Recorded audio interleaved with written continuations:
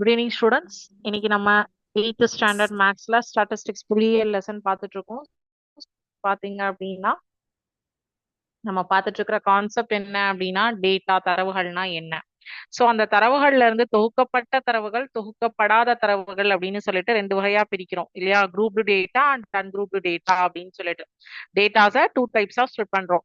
So அதுல வந்து ungrouped டேட்டாவா இருந்ததுன்னா பைடயகிராம் யூஸ் பண்ணி நம்ம எப்படி ப்ராப்ளம் சால்வ் பண்றது, அப்புறம் வந்து ஃப்ரீக்வன்சி டிஸ்ட்ரிபியூஷன் எப்படி வந்து கால்குலேட் பண்றது, நிகழ்வின் எப்படி வந்து கண்டுபிடிக்கிறது, டாலி, அது எல்லாமே நம்ம 6.1 எக்ஸசைஸ்ல லாஸ்ட் கிளாஸ் பார்த்து கம்ப்ளீட் பண்ணும். இன்னைக்கு 6.2 எக்ஸசைஸ்க்கான கான்செப்ட் வந்து ஹிஸ்டோகிராம் அப்படிங்கிறது தான் கான்செப்ட்.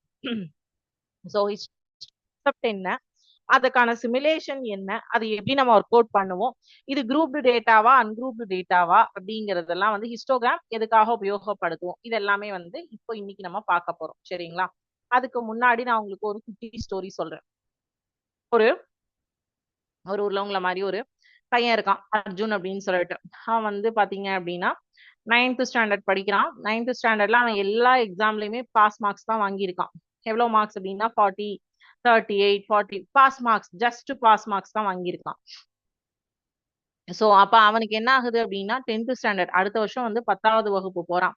சோ 10ஆம் வகுப்பு போகும்போது நம்மளால வந்து நல்ல மார்க் எடுக்க முடியுமா, வின் பண்ண முடியுமா அப்படிங்கறதெல்லாம் அவனுக்கு வந்து ஒரு ரொம்ப பெரிய இதுவா இருக்கு. இப்ப அவனோட டீச்சர் வந்து அவனை கூப்பிட்டு ஒரு நாள் பேசுறாங்க. நான் 20 வருஷமா கிளாஸ் எடுத்துட்டு இருக்கேன். சோ அதனால வந்து தோல்வி அப்படிங்கிறது வந்து வெற்றிக்கு எதிரானது கிடையாது, அதுதான் வெற்றிக்கான படிக்கல் அப்படின்னு சொல்றாங்க. அப்ப அவன் வந்து கீழே குமிஞ்சு நிக்கிறான். பட் அவன் சொல்றான், நான் ரொம்ப கடினமா முயற்சி பண்றேன், டெய்லி படிக்கிறேன், பட் என்னால முடியல அப்படின்னு சொல்றான். அப்ப அந்த டீச்சர் வந்து உனக்கு ஒரு கதை சொல்றேன் கேளு அப்படின்னு சொல்றாங்க. அந்த கதையில வந்து அவங்க ஒருத்தரை பத்தி சொல்றாங்க. அவர் உங்களுக்கு யாருக்காவது தெரியுமா அப்படின்னு சொல்லுங்க. அவர் வந்து அவருடைய 21வது வயசுல வந்து வியாபாரத்துல போறாரு, வியாபாரத்துல தோல்வி அடைகிறார். 22வது வயசுல வந்து தேர்தல்ல நிக்கிறாரு, தேர்தலையும் தோல்வி அடைகிறாரு. 24வது வயசுல அகெயின் அவர் வந்து பிசினஸ்ல தோல்வி. 26வது வயசுல வந்து அவருடைய காதல் இறந்து போறாங்க. 27வது வயசுல அவருக்கு பிசிக்கலா வந்து நரம்பு தளர்ச்சி அப்படின்னு சொல்லிட்டு ஒரு வியாதி வந்து அவரால் முடியாம போகுது. 34வது வயசுல திருப்பி அவர் என்ன பண்றாரு, எலெக்ஷன் நிக்கிறாரு, தோக்குறாரு. 45ல அகெயின் தோத்து போறாரு. 47ல துணை ஜனாதிபதியா நிக்கிறாரு, அதுலயும் தோல்வி. 49ல செனட் தேர்தல்ல நிக்கிறாரு, அதுலயும் தோல்வி. சோ 52வது வயசுல அந்த மனிதர் வந்து அமெரிக்காவுடைய ஜனாதிபதி ஆகிறார். எத்தனை வயசுல இருந்து முயற்சி பண்றாரு? 21 வயசுல இருந்து முயற்சி பண்ணி 52வது வயசு அமெரிக்காவோட ஜனாதிபதி ஆனார். 52 வயசுல அமெரிக்காவின் ஜனாதிபதி ஆன அந்த மனிதர் யார் அப்படின்னு சொல்லிட்டு பாருங்க, உங்களுக்கு தெரியும் அது யாருன்னு நான் சொல்றேன். யாருக்காவது தெரிஞ்சதுன்னா சொல்லுங்க. சாட் செஷன்ல கூட நீங்க அன்மியூட் பண்ணிட்டு கூட சொல்லலாம். 52வது வயசுல அமெரிக்காவுடைய ஜனாதிபதியான அந்த மனிதர் வந்து ஆப்ரஹாம் லிங்கன் அப்படிங்கிறவர் தான். தன்னுடைய 52வது 21வது வயசுல இருந்து முயன்று முயன்று 52வது வயசில் வெற்றியை கண்டார். ஓகேவா? இந்த ஸ்டோரியை வந்து சொல்றாங்க. தாமஸ் ஆல்வா எடிசன் 10,000 முறை வந்து அவர் வந்து தோத்துருக்காரு. இந்த 10,000 முறை தோத்ததையுமே அவர் என்னவா எடுத்துக்கிறாரு அப்படின்னா அவருடைய வெற்றிக்கான படிக்கல்ல தான் அவர் எடுத்துக்கிறார். சோ அந்த மாதிரி நீயும் வந்து நீ எவ்வளவோ கடின முயற்சி பண்ணி தோத்துருக்க, பட் பரவாயில்ல. இப்ப நீ இன்னையில இருந்து முயற்சி பண்ண ஸ்டார்ட் பண்ண. காலையில 5 மணிக்கு ஏஞ்சுக்கோ, கிளாஸ்ல கவனி, டெய்லியும் வந்து ஒரு 5 சம் நம்ம ப்ராக்டிஸ் பண்ணணுங்கிறத நீ வந்து தரவா வச்சுக்கோ. அதே மாதிரி அன்னன்னைக்கு பாடத்தை அன்னன்னைக்கு முடிக்கணும்னு வச்சுக்கோ. டவுட்ஸ் எல்லாம் அப்பப்பவே கிளியர் பண்ணணும்னு வச்சுக்கோன்னு ஒரு 5 கான்செப்ட் அவங்க மிஸ் சொல்லிருக்காங்க. அதை அவன் ஃபாலோ பண்றான். ஃபர்ஸ்ட் டேர்ம் டெஸ்ட்ல 42 மார்க்ல இருந்து 62 மார்க் ஆகிறான். 2வது டேர்ம் டெஸ்ட்ல 62 வந்து 72 ஆகுது. ஹாஃப் இயர்லி எக்ஸாம் வந்து அவனுக்கு வருது, ஃபுல் போர்ஷன் எக்ஸாம். அவனுக்கு ரொம்ப உடல்நிலை சரியில்லாம இருக்கு. பட் அவன் விடாமுயற்சியோட போய் தேர்வு அட்டன் பண்றான். 80 மார்க்ஸ் வாங்குறான். பப்ளிக் எக்ஸாம் வருது, அட்டன் பண்றான். அட்டன் பண்ணிட்டு 3 மந்த்ஸ் ரிசல்ட்டுக்காக வெயிட் பண்றான். அவனே எதிர்பார்க்க 9th ஸ்டாண்டர்ட்ல 40 40 40ன்னு வாங்கினவன் 10th ஸ்டாண்டர்ட்ல பப்ளிக் எக்ஸாம்ல 89% வாங்கியிருக்கான். 445 மதிப்பெண்கள் வாங்குறான். அவனுடைய மதிப்பெண்களை அவனாலேயே நம்ப முடியல. இதற்கெல்லாம் காரணம் என்ன அப்படின்னா உங்களுடைய கடந்த கால முடிவுகள் வந்து உங்களுடைய எதிர்கால திறனை வந்து நிர்ணயிக்க முடியாது. அதே மாதிரி நம்மளுடைய நிலைத்தன்மை வந்து ரொம்ப முக்கியம். கான்பிடன்ட் வந்து ரொம்ப ரொம்ப முக்கியம். அதுதான் வந்து நம்மளுடைய புத்திசாலித்தனத்தையே வெல்லும், கான்பிடன்ட் இருந்ததுன்னா. அதே மாதிரி எல்லாருமே எந்த ஒரு நீங்க வந்து ஜனாதிபதி ஆகட்டும், ஒரு பொருட்களை கண்டுபிடித்த அறிஞர்கள், அறிவியல் அறிஞர்கள் ஆகட்டும், யாராக இருந்தாலும் அப்துல் கலாம் கூட ஆரம்ப காலத்துல எப்படி இருக்காரு, ரொம்ப வந்து நிறைய தோல்விகளை பார்த்துதான் அவர் ஒரு வெற்றியாளரா ஆகிறாரு. சோ ஒவ்வொரு நிபுணரும் ஒரு காலத்தில் ஆரம்ப நிலையாளராக தான் இருந்திருப்பாங்க. வெற்றிக்கும் தோல்விக்கும் இடையே உள்ள வித்தியாசம் என்னன்னா முயற்சி மட்டும்தான், வேற எதுவுமே கிடையாது. சோ உங்களுடைய சூழ்நிலையானது உங்களுடைய விதியை தீர்மானிக்காது. உங்களுடைய முடிவு, நீங்க இது முடியும் முடியாதுன்னு எதை டிசைட் பண்றீங்களோ அதுதான் உங்களோட விதியை தீர்மானிக்கும். So exam measures your preparation, not your potential. Your potential is limitless. தேர்வு அப்படிங்கிறது நீங்க என்ன படிச்சிருக்கீங்க கணக்கிடுதே தவிர உங்களோட திறமையே கிடையாது. உங்களோட திறன் வந்து அதுக்கும் மேல நிறைய இருக்கு. சோ அதனால நம்மளுடைய திறமையை வந்து நம்ம ஒரு இடத்துல முடிவுக்கு கொண்டு வந்து பூட்டி போடக்கூடாது. அதை வந்து என்ன பண்ணணும், எஸ்டாப்ளிஷ் பண்ணணும். ஓகேவா?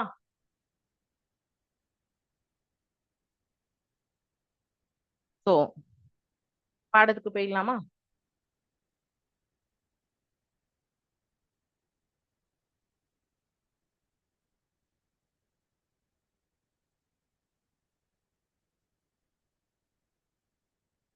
ஃபர்ஸ்ட் கான்செப்ட் சொல்லிடுறேன், அப்புறம் சிமுலேஷன் போலாம்.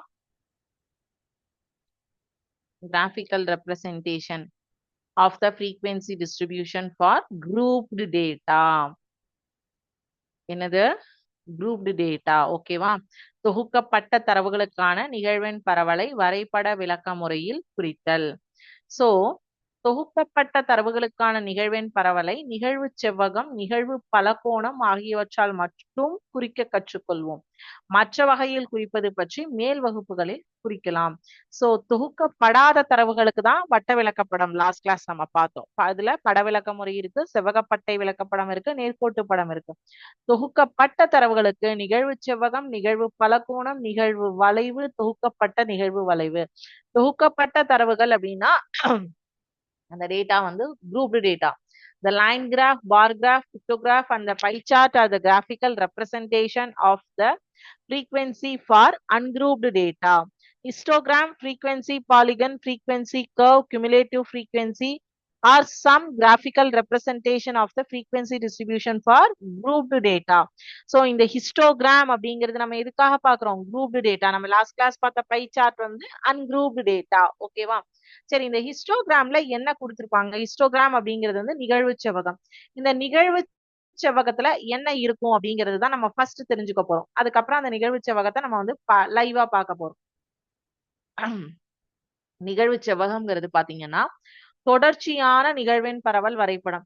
ஒரு செவ்வக தொகுப்பை நிகழ்வு செவ்வகம் பெற்றிருக்கும். இது வந்து ஒரு செவ்வக தொகுப்பை பெற்றிருக்கும். செவ்வகங்களின் அடிப்பக்க நீளம் பிரிவு இடைவெளியாகவும் நிகழ்வெண்ணை உயரமாகவும் கொண்டிருக்கும். அதாவது பிரிவு இடைவெளிகள் எக்ஸ் அச்சு, கிடைமட்ட கோடு, நிகழ்வெண்கள் குத்துக்கோடு y அச்சில் குறிக்கப்படும். ஓகேவா?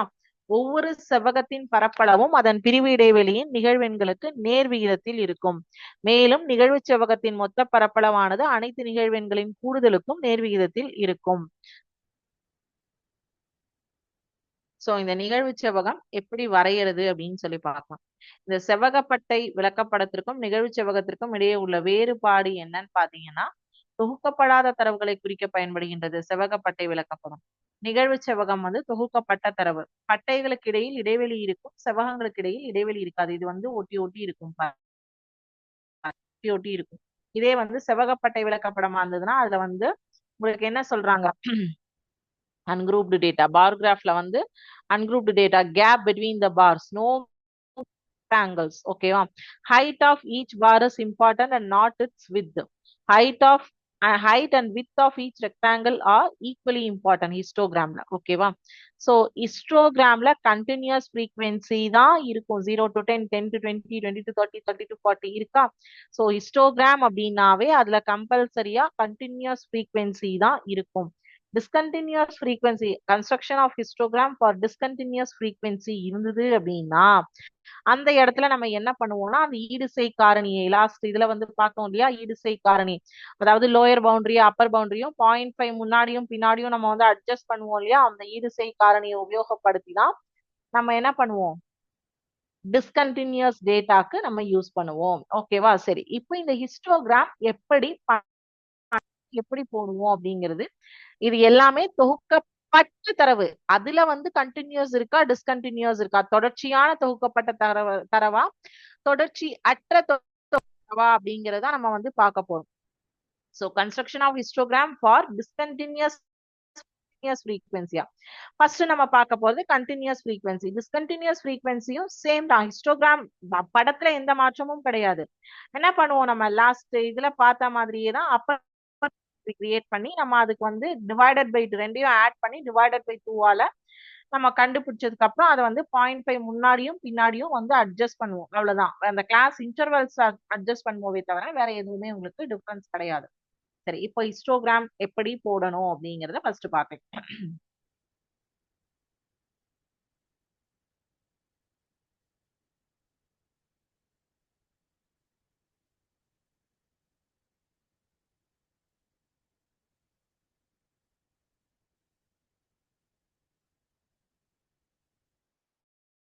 Histograms are graphical representation of data that use rectangular bars to represent the frequency distribution of a data set. They can be drawn with equal or varying with classes. Equal with classes or varying with classes. ரெண்டுத்துக்குமே histogram தான். ஓகேவா? Depending on the nature of the data and the goals of the analysis. Equal with classes. இப்ப நம்ம பார்க்க போறது equal with classes.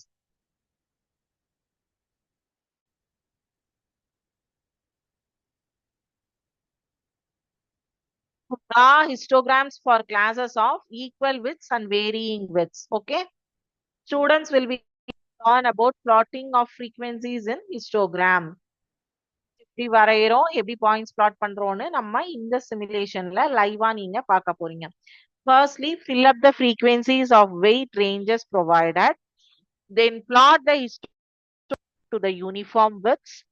At the next, calculate the frequency of varying widths.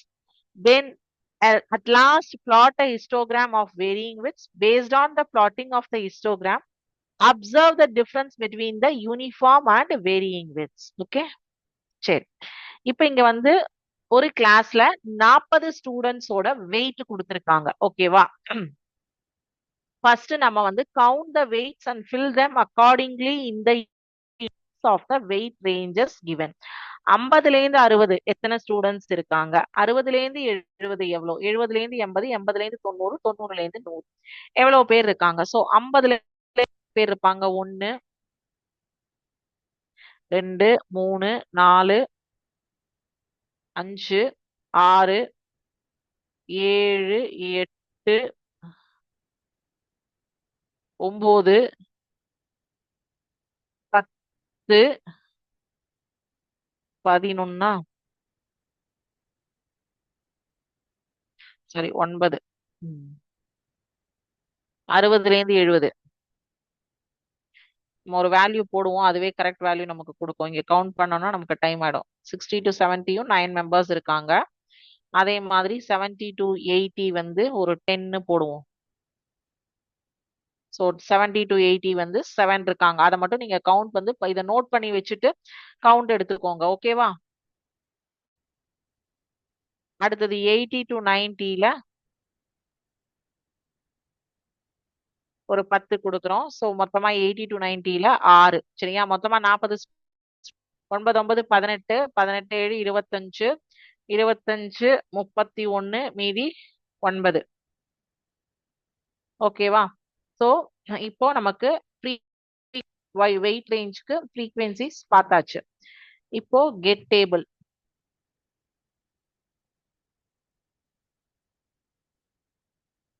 Class with வந்து class with அப்படிங்கிறது வந்து ரெண்டுத்திற்கும் இடைப்பட்ட இடைவெளி. 50க்கும் 60க்கும் எவ்வளவு வித் இருக்கு? 10. 60 to 70 10, 70 to 80, 80 to 90, 90 to 100. So எல்லாத்துக்குமே 10 10 10 இருக்கு. இப்ப இங்க பாருங்க, for classes of equal widths frequency 50 to 60ல 9 பேரு, 60 to 70ல 9 பேரு, 70 to 80ல 7 பேரு, அடுத்தது 80 to 90ல 6 பேரு, 90 to 100 பேரு. கரெக்டா? சரி, click on the F1 point to plot the frequency of weight range 50 to 60. அந்த செவ்வக பட்டை படம் வருதா? F2 பாயிண்ட், இதுதான் செவ்வக பட்டை படம். F3 point, F4, F5. So இதுதான் வந்து ஹிஸ்டோகிராம். இங்க வெயிட் ரேஞ்ச் வந்து எக்ஸ் ஆக்சிஸ்லயும் அதனுடைய ஃப்ரீக்வன்சிஸ் அதனுடைய அளவுகள் நம்பர் ஆஃப் ஸ்டூடெண்ட்ஸ் வந்து ஒய் ஆக்சிஸ்லயும் கொடுக்குறோம். ஓகேவா? சோ அதனுடைய இடைவெளி ஒவ்வொன்றுக்கும் இடைப்பட்ட இடைவெளிகள் வந்து 10. பிரிவு இடைவெளியானது 10. ஓகேவா? Yes. So frequency the calculation of class of varying with okay wow. The frequency between weight range 80 to 100 can be given to frequency of weight range 80 to 90 divided by 2. So frequency of weight range 80 to 90 divided by 80 to 90 என்ன இருக்கும்? என்ன வரும்? 6 வருமா 7 வருமா 8 வருமா?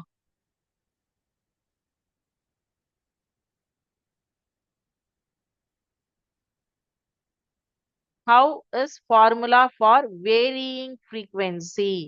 80 to 90 க்கு 10. 80 to 100னா 20. கரெக்டா?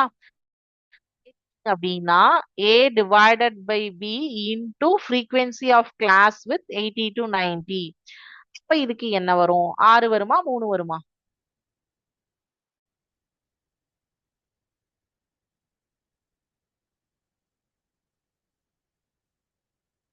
கரெக்டா? So 80 to 100க்கு 20 அப்படின்னா 80 to 90 divided by 2. 6. அதுல பாதி 3. கரெக்டா? இப்போ அடுத்தது. Click on the next button to plot the histogram for classes of varying frequency. இப்போ இது வந்து varying frequency கொடுத்திருக்காங்க. இப்போ again நான் வந்து click பண்றேன். varying frequency. 70 to 80. அதுக்கப்புறம் வந்து 80 to 90 இல்ல. 80 to 100. அப்ப எப்படி வந்திருக்கு டயக்ராம் பாருங்க. இப்ப டிஃபரன்ஸ் புரிஞ்சுதா? லாஸ்ட் அதாவது சேம் டிஸ்ட்ரிபியூஷன்ல இருக்கும்போது சேம் ஃப்ரீக்வன்சியா இருக்கும்போது F1 F2 F3 F4 F5 இருந்தது. வேரியிங் ஃப்ரீக்வன்சியா இருக்கும்போது என்ன பண்றாங்க? இத பண்ணிருக்காங்க. இப்ப அப்சர்வேஷன் புரிஞ்சுதா? How we can here we can observe the difference between the histogram bar when the class width of first is changed. இந்த கிளாஸ் வித் வந்து சேஞ்ச் ஆயிருக்கு. 50 to 60, 60 to 70, 70 to 80, 80 to 90, 90 to 100. அதே வந்து ரெண்டாவதுல வந்து வேரியிங் ஃப்ரீக்வன்சிஸ் இருக்கும்போது என்ன இருக்கு? இமேஜ்ல டிஃபரன்ஸ் பாருங்க.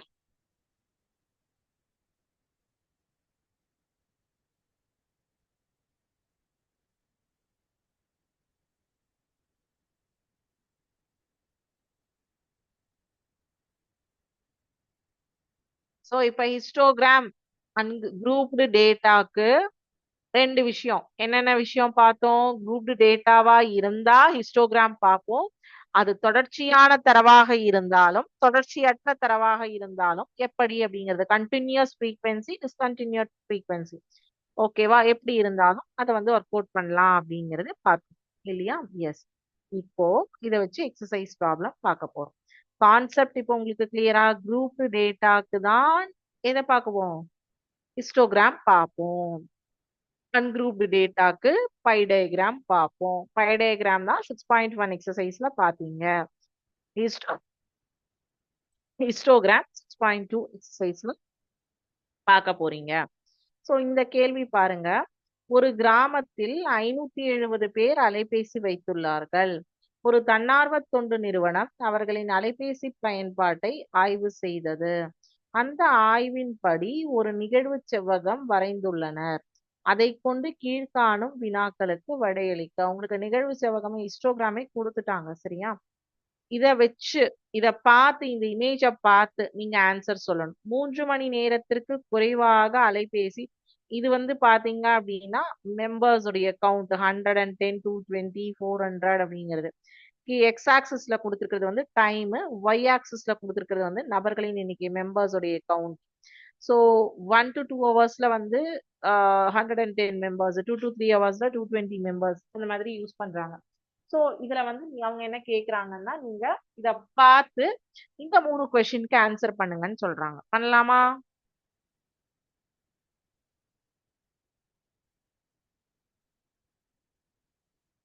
in a village, there are 570 people who have cell phones.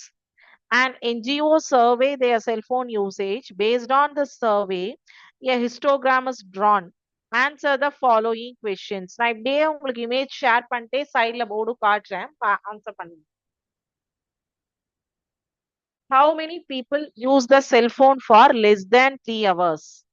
3 மணி நேரத்திற்கு குறைவாகனா 1 2 ஆட் பண்ணணும் கவுண்ட். அடுத்தது 2 to 3 ஓட கவுண்ட் ஆட் பண்ணணும். சோ 1 to 2 ஓட கவுண்ட் வந்து 110, 2 to 3 ஓட கவுண்ட் வந்து 220. சோ டோட்டலா வந்து 330 மெம்பர்ஸ். ஃபர்ஸ்ட் சப்டிவிஷனுக்கான ஆன்சர் இஸ் 330. ஓகேவா? ரெண்டாவது, how many of them use the cell phone for more than 5 hours? 5 மணி நேரத்திற்கு அதிகமாக அலைபேசி பயன்படுத்துபவர்களின் எண்ணிக்கை எத்தனைன்னு கேட்டிருக்காங்க. சோ அப்போ 5 மணி நேரத்துக்கு அப்புறமா எத்தனை பேர் இருக்காங்க? 5 to 6, 6 to 7 எடுத்துக்கணும் இல்லையா? ரெண்டாவது சப்டிவிஷனுக்கு வந்து 5 hours to 6 hours யூஸ் பண்றவங்க, 6 hours to 7 hours யூஸ் பண்றவங்க. சோ 5 to 6 யூஸ் பண்றவங்க வந்து 100 மெம்பர்ஸ், 6 to 7 யூஸ் பண்றவங்க வந்து 50 மெம்பர்ஸ். சோ ரெண்டாவது வந்து 150. சோ இந்த 330 வந்து 110 plus 220, இந்த 150 வந்து 100 plus 50. ஓகேவா? எஸ். மூணாவது வந்து, are people using cell phone for less than 1 hour? 0 to 1ல யாராவது இருக்காங்களா? 1 மணி நேரத்திற்கு குறைவாக அலைபேசியை பயன்படுத்துபவர்கள் இங்க இருக்காங்களா? இல்லவே இல்ல. less than 1 hour வந்து 0.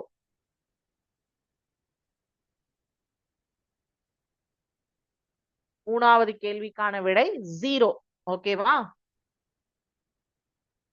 அடுத்தது நாலாவது கொஸ்டின் மட்டும் உங்களுக்கு இன்னைக்கு நான் ஹோம்வொர்க் தரேன். சரிங்களா?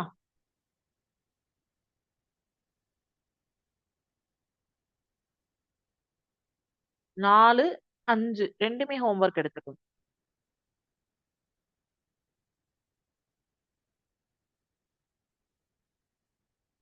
6 தான் ஹோம்வொர்க் எடுத்துக்க முடியாது. 4ம் 5ம் பாத்தீங்கன்னா ஹோம்வொர்க்கா இன்னைக்கு கொடுக்க போறது. கீழ்காணும் விவரங்களுக்கு நிகழ்வு செவ்வகம் வரைக அப்படின்னு சொல்லியிருக்காங்க. Draw a histogram for the following data. Question number 4. Class interval கொடுத்திருக்காங்க. Number of students class interval வந்து x axisல எடுத்துக்கோங்க. Number of students y axisல எடுத்துக்கோங்க. y axisல 5, 10, 15, 20, 25. x axisல 0, 10, 20, 30, 40, 50, 60. சரியா? டேட்டா தான். அதனால எக்ஸ் அச்சில் ஒரு அலகு 10 சென்டிமீட்டர், ஒய் அச்சில் ஒரு அலகு 5 ஸ்டூடெண்ட்ஸ் எடுத்துக்கோங்க. எடுத்துக்கிட்டு ஹிஸ்டோகிராம் நான் உங்களுக்கு சிமுலேஷன்ல காட்டின அதே மாதிரியே நீங்க வந்து போட்டுடலாம். 5வது கேள்வியும் அதே தான். ஓகேவா? அது ரெண்டும் ஹோம்வொர்க். 6 வந்து நமக்கு கண்டினியூஸ் டிஸ்ட்ரிபியூஷன் கிடையாது, டிஸ்கண்டினியூஸ் டிஸ்ட்ரிபியூஷன்ல இருக்கு. ஸோ அது வந்து அடுத்த கிளாஸ்ல நான் உங்களுக்கு சொல்லி கொடுத்துட்டு ஒரே ஒரு கால்குலேஷன் அதுல குட்டியா போடணும். அது போட்டுட்டு அதுக்கப்புறம் நம்ம அதை பார்த்துக்கலாம். சரியா? எஸ். சரி, இப்போ உங்களுக்கு இன்னைக்கு ஒரு இன்ஃபர்மேஷன் தரேன். ஓகேங்களா? நாளைக்கு நம்மளுடைய கிளாஸ்ல வந்து கிளாஸ் இருக்காது, பொங்கல் செலிப்ரேஷன் வந்து செலிப்ரேட் பண்ணலாம் அப்படின்னு சொல்லிட்டு ஒரு பிளான் பண்ணியிருக்கோம். இதுக்கான ப்ரைஸஸும் உங்களுக்கு இருக்கு. கவிதை எழுதுறது, டிராயிங், அப்புறம் கோலம், அப்புறம் ஸ்பீச் பேச்சு, அது எல்லாமே வந்து உங்களுக்கு காம்படிஷனா கண்டக்ட் பண்ணுவோம். அதுக்கு வந்து கான்செப்ட் என்ன அப்படின்னு சொல்லிட்டு உங்களுடைய சென்டர் கோஆர்டினேட்டர்ஸ் கிட்ட நாங்க வந்து கொடுத்துருவோம். அந்த கான்செப்ட்ல என்ன சொல்லியிருக்கோமோ அது ரிலேட்டடா தான் நீங்க கோலமோ டிராயிங்கோ எதா இருந்தாலும் போடணும். டான்ஸ், பாட்டு எதா இருந்தாலும் நாங்க கொடுக்குற கான்செப்ட் ஓரியன்டா தான் நீங்க பண்ணணும்.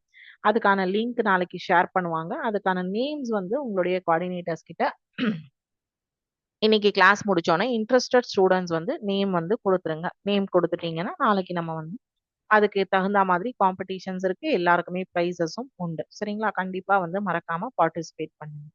ஓகேவா? சரி, இப்ப நம்ம வந்து dictation words, 5 dictation words பாத்துடலாமா?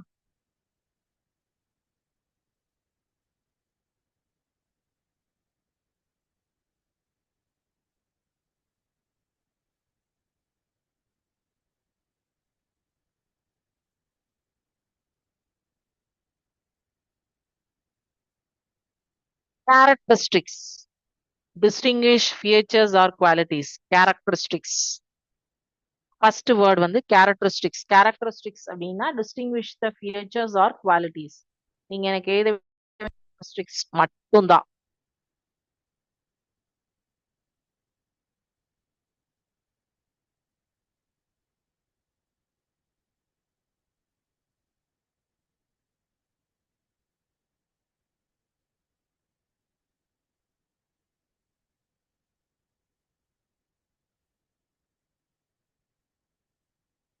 Second word simultaneous. Happening at the same time. Simultaneous அப்படின்னா happening at the same time. ஒரே நேரத்தில் நடப்பது அப்படிங்கறதான் சைமல் சொல்லுவோம்.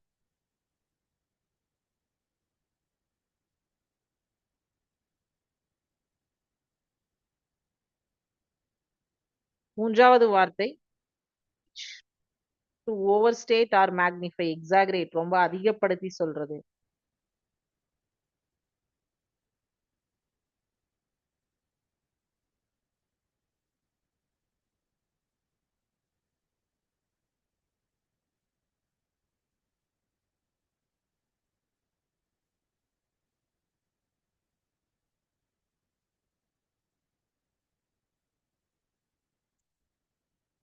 நான்காவது வார்த்தை அக்னாலஜ்மெண்ட், ரெக்கக்னிஷன் ஆர் அக்செப்டன்ஸ். நம்ம ஏதாவது ஒரு விஷயம் பண்ணோம்னா அதுக்கு ஒரு அக்னாலஜ்மெண்ட் கொடுப்பாங்க. நம்ம டீச்சர்ஸே நீங்க ஹோம்ஒர்க் பண்ணிட்டீங்க, எஸ் பண்ணிட்டீங்க, ஒரு அக்னாலஜ்மெண்ட் கொடுக்குறோம் இல்லையா, அதுதான் recognition or acceptance.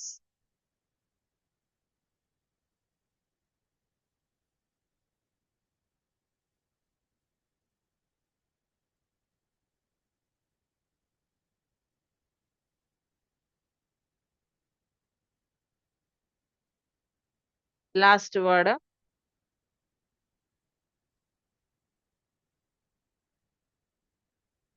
bureaucracy, system of government by departments. System of government by departments, bureaucracy.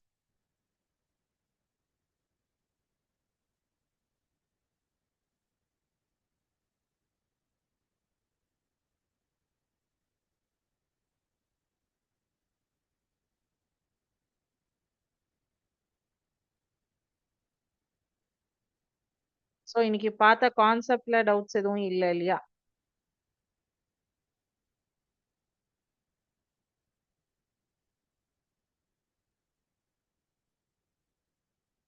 Doubts எதுவும் இல்லை அப்படின்னா நெக்ஸ்ட் கிளாஸ்ல நம்ம இதனுடைய கண்டினியூட்டி பார்க்கலாம். Thank you students. வாழ்க பாரதம், வெல்க தமிழகம்.